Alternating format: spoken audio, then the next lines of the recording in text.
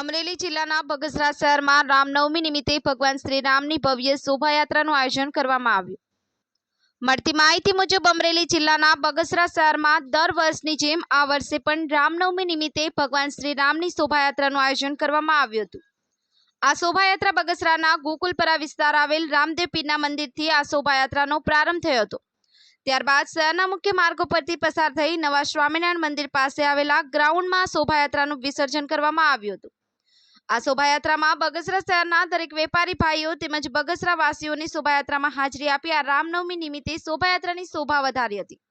આ શોભાયાત્રાનું આયોજન બગસરા તાલુકાના વિશ્વ હિન્દુ પરિષદ અને બજરંગ દળ દ્વારા કરવામાં આવ્યું હતું. બ્યુરો રિપોર્ટ, કલમ યુદ્ધ ન્યૂઝ, રમેશ સત્યની સાથે.